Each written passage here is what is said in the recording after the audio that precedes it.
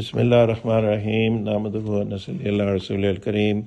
Viewers, assalamu alaikum wa rahmatullahi wa barakatuhu. I'm going to translate today verse 15 of Surah Al-Ahqaf, which is chapter 46. First, I'll read the translation, and then I'll read the translation of the other translators to show the difference in how important it is that the translation is accurate. Verse 15 says, "And we have enjoined upon man to his parents good treatment. His mother carried him with hardship and gave birth to him with hardship, and his gestation weaning period is 30 months. He grows until when he reaches maturity and reaches the age of 40 years. He says, 'My Lord, enable me to be grateful for your favor, which you have bestowed upon me and upon my parents, and to work righteousness, or which you will approve and make righteous for me, my offspring. Indeed, I have repented to you, and indeed, I am of the Muslims.'" So the important thing here in this verse is that the Quran mentioned Muslims very clearly. That's the accurate translation of this verse. And compare this translation with the translation of Muhammad Zafarullah Khan, the Ahmadi translator of the Quran.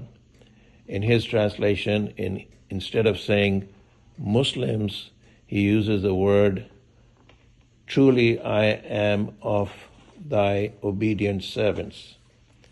Keep in mind that obedient servants could mean anybody who is not even a Muslim.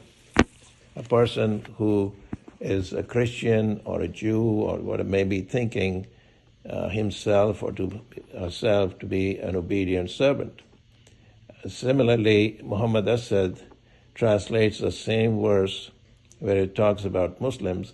He uses the word like, "I am of those who have surrendered themselves unto thee."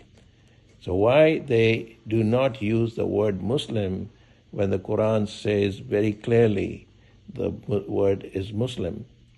Big Tall makes the same mistake. He uses words like surrender, submission. It's clear that these translators, the Western translators, or the people who came into Islam through the translations of the Ahmadi translators, have fallen into the same mistake. So they're probably translating from the translation. So whatever mistake the original translator made, they just repeated that, and readers will not know. So anybody reading these translations will not know that Allah subhanahu wa ta'ala, God Almighty, is talking not about anybody who surrenders, talking about Muslims specifically. Whenever the word Muslim is used, they try to skip that, try to omit that and substitute that with some other word, which does not give the right meaning.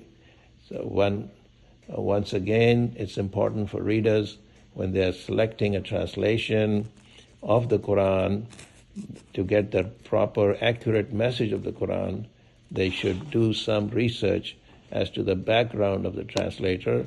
Wa akhir dawana in alhamdulillahi rabbil alameen.